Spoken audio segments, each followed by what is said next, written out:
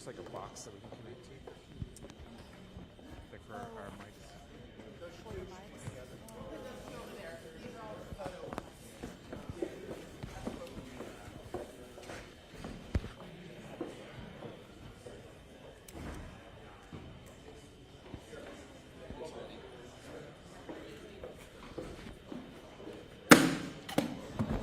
I got you.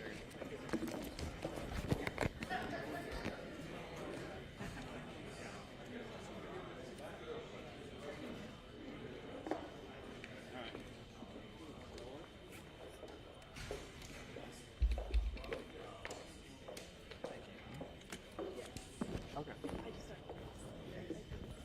No worries. I appreciate it. That's okay. It's probably somewhere in the ground or like in here somewhere. We'll just use it. I'm sorry, I wasn't more helpful. No, you're good. You got a lot going on.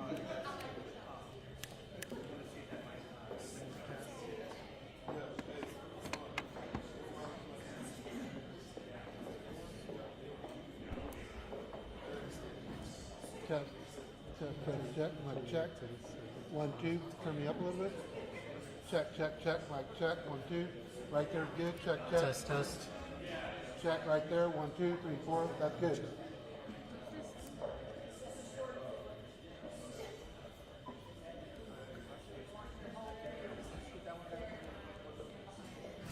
Check, mic check, 1, 2.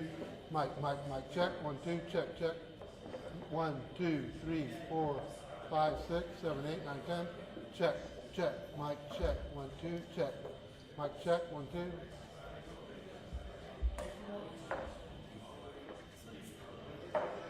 Check. Check.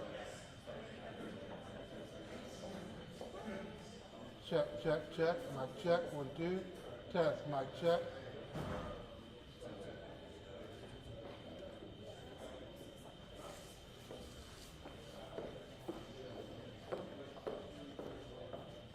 Check, mic check, 1, 2, check. Mic check, 1, 2, check. Mic check, 1, 2, check. Right there, good, check. Mic check.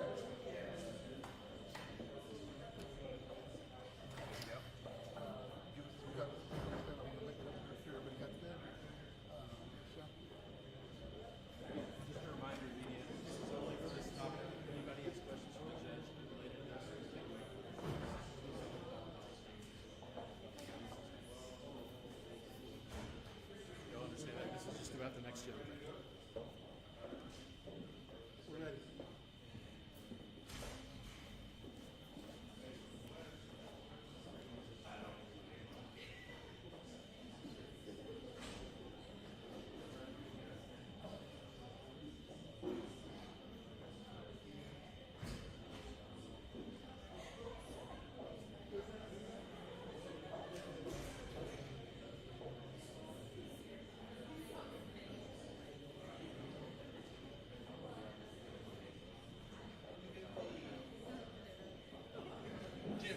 Tell people who's behind.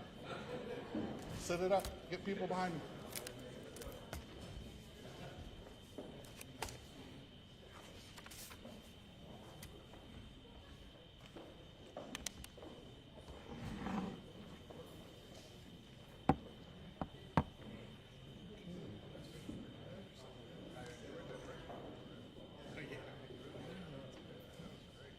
Are we good to go? Good to go? All right. Welcome. As you, if y'all aren't aware, we had a commissioner's court that started at 9 o'clock. The time is nearly 4:30 p.m., so I'm appreciative for all those that, I don't know if y'all waited the entire time or y'all just showed up, but for most of us, especially our county commissioners, it has been a long and eventful day. And for this particular press conference, we're going to focus in on the next-gen flood warning system that the court took up and has approved. So without further ado, I want to introduce David Smith, our Bexar County Manager, Jeff Coyle. I'll ask that you be here and speak of the City of San Antonio, and Jim Campbell, the Chairman of the Board, on behalf of the San Antonio River Authority. Mr. Smith, you have the floor. Thank you, Judge. Shortly after the events of Beidle Creek, the judge's office asked for the River Authority to prepare an analysis of what they thought actually happened that morning. That analysis was done fairly quickly. Thank you, Derek, and your team, Jim. When I read it, though, what struck me is how good their modeling of Beidle Creek from a hydrology standpoint appeared to be. So I called a meeting with Derek and said, Derek, can we do that same level of modeling countywide?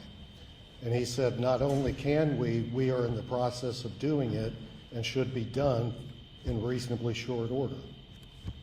So then I asked him the next question. If that modeling can tell us what's going to happen, I'll make up an example, say on Helotes Creek, if it rains 1 inch an hour for 3 hours, or 2 inches an hour for 3 hours, or 3 inches an hour for 3 hours.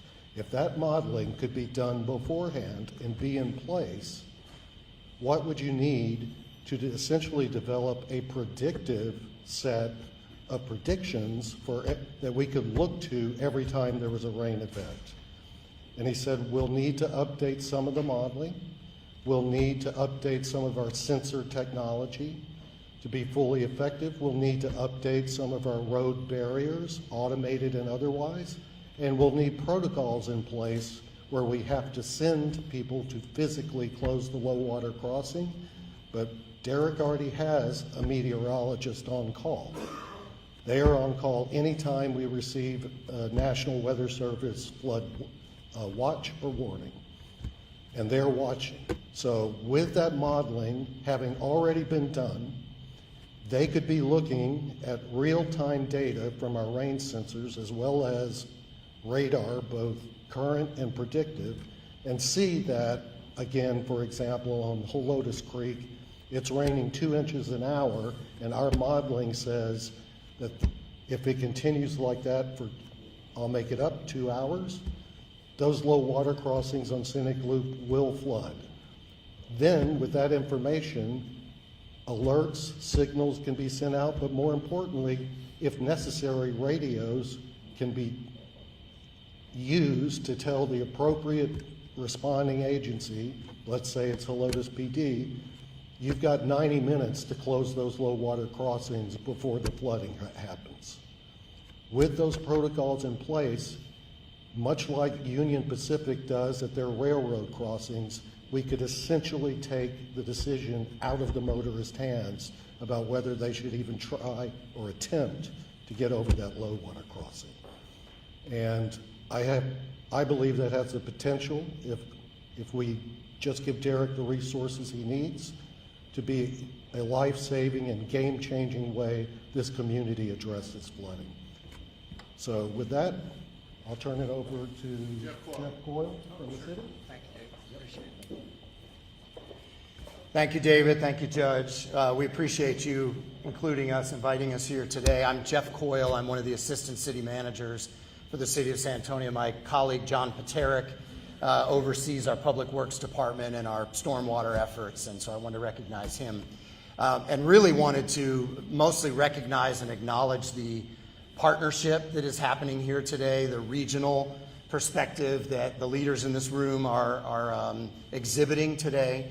The whole reason the Bear Regional Watershed Management Plan and group was created years ago was for this purpose, for the city, the county, the River Authority, the suburban cities within Bexar County to be working together on flood control because, as Derek said in the meeting, the floodwaters really don't care where our political boundaries lie.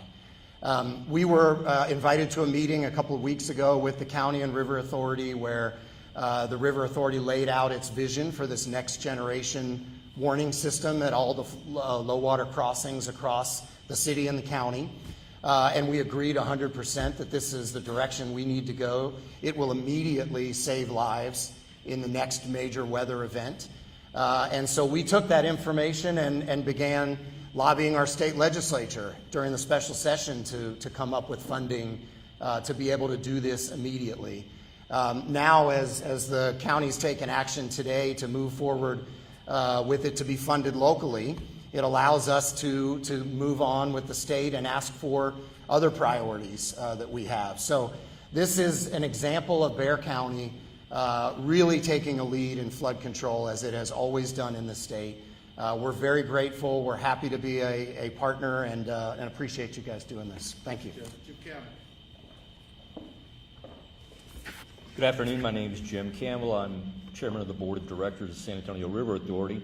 First, I want to thank Bexar County and the city of San Antonio for participating in this initiative.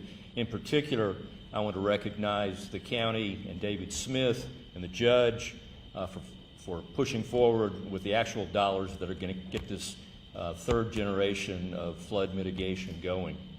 River Authority's mission includes protection and management of the San Antonio River, not just in Bexar County, but in Wilson, Karnes, and Goliad counties as well. But we also coordinate and are in conversation and collaboration with counties to the north, Bandera, Comal, Kendall, and Medina. And it's those dollars that Mr. Coyle was just mentioning that may be able to go and include those 4 counties in our overall system as well. And it's been mentioned before that we have a Bexar Regional Watershed Management Program. Started in 2002. I participated in the creation of that program, and little did we know at that time that years later the Texas legislature would recognize it as the model for the rest of the state. But we cannot rest on our laurels. We have much more to do to improve on that success.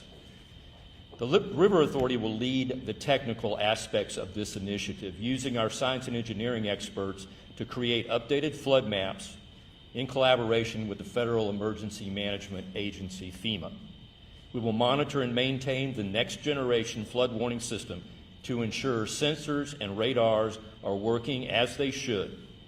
Updated sensors will more quickly transmit data, informing BexarFlood.org, and the Waze navigation app and other navigation apps, hopefully in the future, to alert the public of high water. This approach will facilitate better decision making and help ensure communities can plan and prepare more effectively. San Antonio River Authority today stands with Bexar County and the city of San Antonio in committing to bringing the best available early flood warning technology and resources to our communities. Thank you. Let me thank you, Judge Sakai, for your political leadership in getting this done, and David and all of our partners here for their involvement in this. This is a very important initiative for unincorporated county areas, suburban cities, because we don't have lighting in many of those areas. And so this particular package includes solar lighting around where these barriers will be, and that is to be applauded along with the security. We had a situation in northeast Bexar County, rural county, where we were having a high alert arm that was actually stolen, and unfortunately that does happen, that these barricades are removed, but the protections that we're putting in place, I hope will provide a lot of safety to a lot of people. So thank you, Judge, again for the political leadership in moving this forward. Out of the floods of 1998, where we saw the gas station that used to be at Vicar and Perrin Bidle completely wiped out, many homes were leveled, the county invested between 2007 and 2017 $500 million in flood control programs.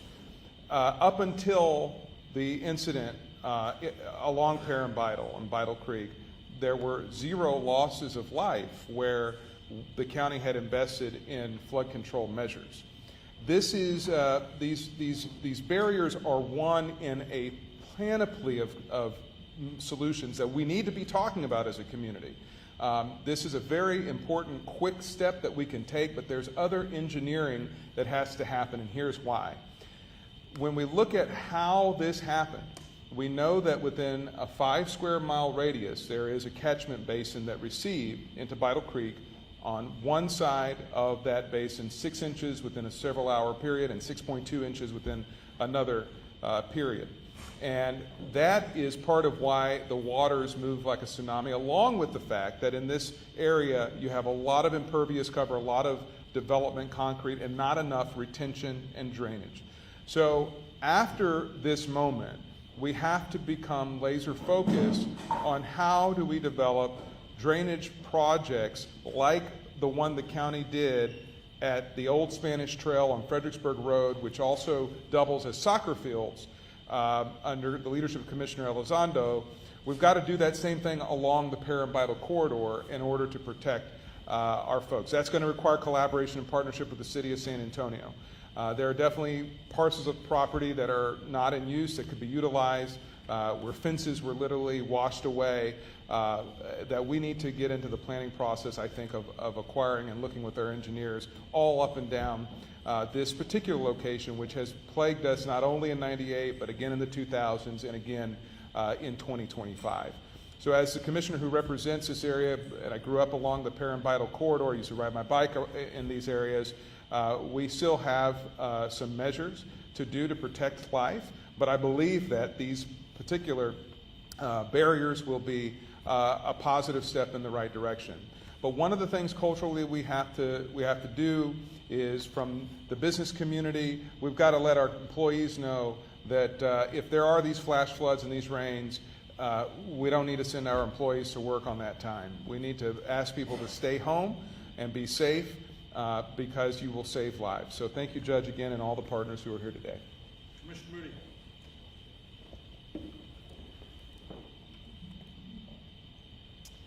Well, thank you, Judge Sakai, David Smith, our county manager, Sarah, for working on this project, and for all of our city partners as well. This is a huge step forward, and I think that there's, as I laid out in court today, we can focus on flood mitigation when it comes to protecting property. We can focus on, access to roadways with low water crossings, or we can focus on the protection of human life. And I think that everyone will agree that we should prioritize that protection of human life.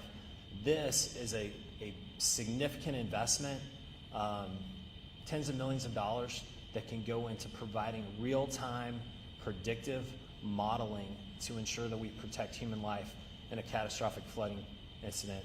Obviously, our thoughts and prayers have been with those who were impacted by the tragic floods on Parambital, those in the Hill Country, in Kerrville, along the Guadalupe River. This is a high return on investment for Bexar County tax dollars. And I look forward to working with the city of San Antonio, our surrounding counties, to really invest in this space and then figure out what else we can do. But this is a foundational investment that I think we need to prioritize, that makes sense and will truly protect human life going forward. So thank you. Thank you. All right, at this time, we have subject matter experts here. Art Reinhardt, our public engineer. I think Derek Bays and your staff is here. Also at the city, I think you may have some subject matter experts. At this time, we'll open up for question and answers, but if there are any specific questions in regards to this particular activity, we do have the subject people that will discuss. First question. Judge, can someone put a soundbite how this system works? The monitor is triggered and the signal goes where? Let me have the River Authority. You all the subject matter experts. Yeah. You got the question there? Yes, sir. So, in short, you have rain gauges and stream gauges that are placed strategically throughout the county. Those feed information electronically through a signal to a central place. That information is collected, and then it eventually will get to our predictive flood model, which can, as we work with our new funding and this effort from the county and the city, to speed up that process as technology has changed. But it allows us to understand faster where the rain, what the rain is doing, and what the downstream impacts are going to be, which allows us to talk to the emergency management community and the first responders to help them get out in the field or make those life-saving decisions. Judge, Yes. How much money is the county putting into this, and how much money is the city of San Antonio putting into this plan? Well, we'll just respond to this county. So the direction I received today is for certain to address the funding needs that are for the unincorporated area and our suburban cities, which the River Authority estimates would be 10 million. They estimate the cost for the system within the city of San Antonio to be 11 million. We'll start with the 10. We welcome partnerships, but at the end of the day, I believe my direction from the court is the River Authority will have the 21 million it needs, whether it comes from us, the city, the state, or whoever. They're going to have the money to make sure Bexar County residents and citizens are protected. Let me have Jeff Coyle from the city of San Antonio. Sure, and I think David summarized it perfectly. It is not currently in the city's budget beyond the conversation today, so we haven't had those discussions yet, but I think we're all in agreement this needs to happen. As the judge said earlier today, the city's taxpayers are the county's taxpayers. I don't believe that most folks care what the color of the money is. They want us to solve this problem. So we have a long partnership between the city and the county and the River Authority, and we expect that that will continue. I'm sure. Can you talk about the implementation going forward from today's decision and what the future looks like? Implementation. Could you repeat that? Just what does the future look like in terms of implementation and getting? Oh, certainly. I'm Steve Metzler with the San Antonio River Authority. We've got a multi-phase approach. Some of this work has already begun. A lot of the improvements we were going to make to the predictive flood model, we had been budgeting for a couple of months prior to the flood event on June 12th. So we go into this with a great deal of momentum. And there's a few things that we're going to be able to tackle over the next 6 months, and then from 6 to 12 months out, and then overall within 24 months. We'll be able to, the activities we're taking on right away are bringing up any gauges that are out of service back online, and then we're going to bring in, currently the folks that work for me are finding out some triggering levels of flood elevations, not only when it crosses the road, but also when it is potentially significant downstream impacts. And we're going to find out what those elevations are, put those in so we can get advanced warning to the emergency first responders. Right now, like I said, it's just only stream crossings that we have activated. We're taking that as kind of a pattern after the National Weather Service that has actionable levels at all the stream gauges that they operate. It's actionable, minor flood, major flood, and catastrophic flood. And so we'll be adding that kind of information to all of our stream gauges. Next question. Oh. Are in the Bexar County, and you mentioned some were out of order. How many are out of order right now? I think there's, go ahead. Art Reinhardt, Public Works Director for Bexar County. So a quick resource is bearflood.org, and if you go there, you'll see approximately 200 gauges and water crossings across the county region. Roughly about 30 are inactive for various reasons, maintenance, vandalism, as Commissioner mentioned, et cetera. Next question. Yes. What were some of the takeaways from the River Authority's assessment of the floods on June 12th, and when will those be made available to the public? Our assessments were put into a memorandum that's already been sent to the Bexar Regional Watershed Management Team. So that's public record. It was a memo that we sent to the city and the county as well. So you can find those, the conclusions, the assessment, analysis, and conclusions are all in that report. Next question. No, anybody else? All right, back to you, Brian. How would this system that prevented those deaths in June, could it have prevented those deaths in June? Who wants to take that one on? Derek. I can take it. Identify. Yeah, so Derek is GM of the River Authority. So I just want to say something that I said in front of the court too. You can never eliminate risk. You can work towards mitigation, but you can never fully eliminate the risk. But if such a system had been in place in June, it's possible that the turnaround time for the predictive flood model would have been faster, and there were additional number of gauges with better sensors and additional readings would have fed faster in and potentially allowed first responders to see what was going on and maybe block that road. That is a whole lot of what ifs, but that is what we are striving for with this investment and this partnership, is to get ahead of that curve as much as we can to help prevent future deaths, prevent those future high water rescues, and help keep people out of harm's way. Let's take one or two more and we'll wrap it up. Anything else? Before we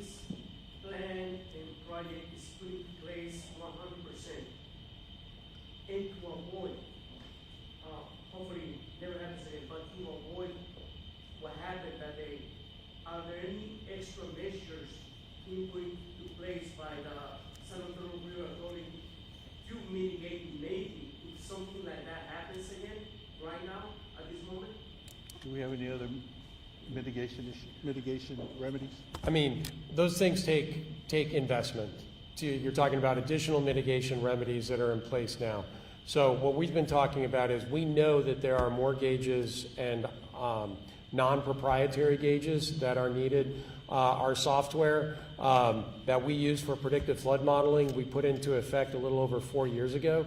Technology changes, and it's that time. So we are in the midst of that process. This funding and partnership with Bexar County and the City of San Antonio will allow us to progress faster. I have engineers, whenever there's a National Weather Service alert, that they are watching the weather, they are watching the reports, they are running the model so that they can feed information directly to the emergency operations centers. Those are happening now. So we are doing our best, and the faster we can move, the faster we can keep people safe. Do you guys have a estimated timeline of when this will be a completed project rather than going through steps? Roughly, it depends on which phase you're talking about. Our intent is the first 3 to 6 months to get gauges up and running and to improve what the data that they're sending right now. We think with some programming we can get there. Then in 6 to 12 months, get our flood model 3.0 up and running, more gauges out, better gauges out, and then after that, in that 1 to 2 year mark is really get everything fully implemented and fed in. And then manual gates in that first year as well, working towards automated gates over the long term. So within a 2 year period, that is the goal. We live nowadays by these devices, these little things right now. Is there any way, whatever is found right away, everybody gets this right here? Antonio, it's a great question, and it's a question I asked out loud. Hey, we have all these warnings, but I believe we kind of have warning fatigue, and a lot of people turn off the warnings. A lot of people disregard it, especially when they're sleeping. So one of the things I suggested, just as a simple matter, how about an old siren? But maybe that works in a rural, smaller area. How's that going to work in San Antonio? So this is just the first step. We're going to have to get a next-gen flooding award warning system into place. Then I'm going to be looking upon our Office of Emergency Management, our Public Works, that are going to have to figure out how do we get this information to individuals? How do we educate the public? We have to have a process from these warnings that this system will give to either individuals, to our first responders, to our partners, the City of San Antonio. How can we get the crews out there? Public Works is ready to go at any moment's notice to put out barricades. We have also what's called, Commissioner Calvert, Commissioner Mooney, the halt system that the county has also invested in. So this is a multi-dimensional process. This is not just a fix and everything will be fine. No, we have a lot of work to do, but I want to applaud everybody here who has participated today. And we want to show that although we had some big issues to discuss today, we haven't forgotten people who died on June the 12th, especially here in Bexar County. My heart and sympathies go out to the Hill Country and to Kerrville and to Kirk County, but as you can see, the review, so to speak, is why couldn't this warning process be more in real time? And so this is a significant step forward. So at this time, I'm closing the press conference. I'm excusing the group, and if you want to go talk to them some more, they're at your beck and call. Thank y'all very much. Press, I will recess. If there's any further questions for today, pursuant to my process, I will come back out. Give me a break to just catch my breath. All right? Thank you.